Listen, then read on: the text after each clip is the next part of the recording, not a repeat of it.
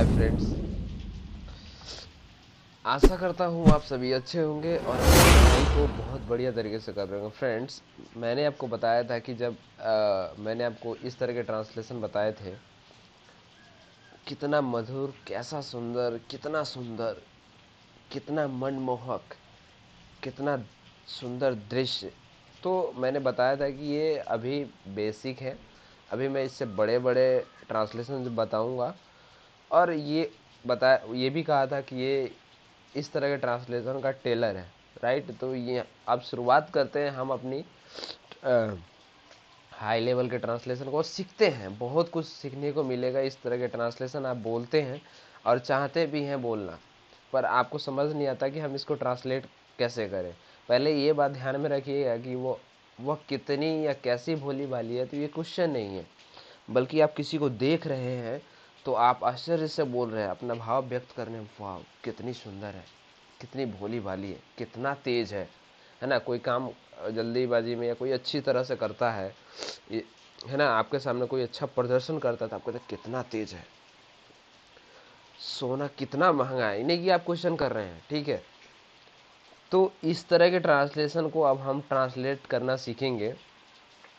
सबसे पहले इसमें हमें सब्जेक्ट भी पता है, तो सबसे पहले हम हाउ, वही जो पहले हमने किया था कि हाउ प्लस एडजेक्टिव ख़त्म कहानी, लेकिन यहाँ पे हाउ प्लस एडजेक्टिव भी होगा, उसके बाद सब्जेक्ट भी होगा और उसके बाद वर्ब भी होगा, राइट। उसके बाद एक्सक्लेमेशन मार्क भी होगा गाइज। तो इस तरह से हम सेंटेंस को फॉर्म कर सकते हैं। अब देखिए, ट्रांसलेट करने की बहुत ईजी है, वह कितनी भोली भाली है ना। तो पहले हाउ प्लस एडजेक्टिव लगा लेंगे, तो हमारा एडजेक्टिव भोली भाली है ना, तो इसको हम बना लेंगे, राइट।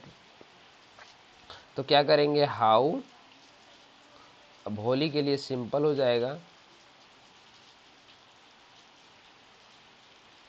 अब हमारा सब्जेक्ट क्या है, वह है, तो सी लगा लेंगे, सी, और इसके साथ इज एक्सक्लेमेशन मार्क। तो इस तरह से हम इस सेंटेंस को फॉर्म कर सकते हैं, राइट। वो कितनी भोली भाली है। ऐसा भी हो सकता है कि वो कितनी भोली भाली थी, तो उसके लिए हम वाज लिख लेंगे, है ना। अब ये सेंटेंस पे डिपेंड करेगा कि सेंटेंस प्रेजेंट में है, पास्ट में, फ्यूचर है ना। लेकिन ज़्यादातर सेंटेंस आपको प्रेजेंट में ही मिलेंगे, क्योंकि आप देखकर उस समय व्यक्त करते हैं। तो हम इस तरह से सेंटेंस को फॉर्म कर सकते हैं। अगर ये कह रहा है कि वो कितना तेज है, तो हाउ इंटेलिजेंट ही इज, है ना। How intelligent he is. सोना कितना महंगा है, तो क्या हुआ, हाउ कॉस्टली गोल्ड इज। ठीक है, इस तरह से हम सेंटेंस को बना सकते हैं। कितनी काली रात है, तो how dark the night is. और एक्सक्लेमेशन मार्क मत छोड़िएगा। तो इस तरह से हम सेंटेंस को बना सकते हैं। मुझे नहीं लगता इसमें कोई आपको बड़ा सेंटेंस मिला है। लेकिन एक और तरीका है इस सेंटेंस को फॉर्म करने का, जैसे मैंने बताया था कि अगर वाट प्लस नाउन भी हम बनाते हैं ना, जब संज्ञा हो तो वाट वाट लगाते हैं, लेकिन हम इसको भी इस तरह से बना सकते हैं। कैसे, अगर इसको बनाना है उस तरह से, तो वाट प्लस एडजेक्टिव लगाइए, फिर उसके बाद नाउन आना चाहिए, और तब आपका सब्जेक्ट आना चाहिए, और उसके बाद वर्ब आना चाहिए, राइट। और उसके बाद एक्सक्लेमेशन मार्क।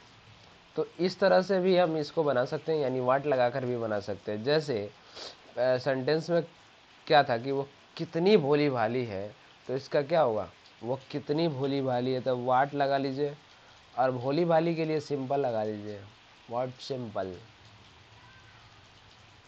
अब इसके साथ हमें नाउन लगाना है ना, तो सी, वो लड़की है तो लड़की के लिए गर्ल लगा लीजिए, अगर लड़का रहता था बॉय लगा लेते, काम चल जाता, गर्ल। और सब्जेक्ट हमारा वह है, तो सी लगाइए, सी इज।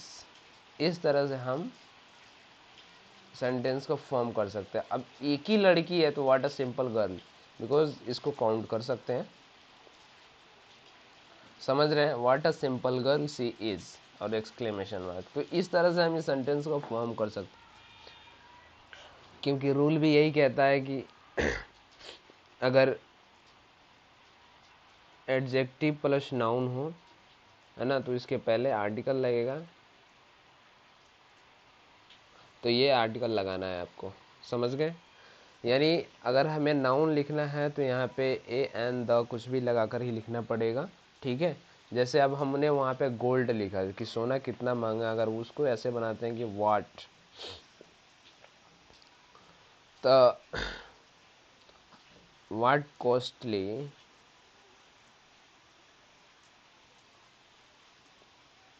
मेटल लिख सकते हैं उसकी जगह, है ना। पता नहीं आज क्या हो रहा है। Metal the gold is metal, what costly the metal gold is. तो इस तरह से हम बना सकते हैं अपनी काम को।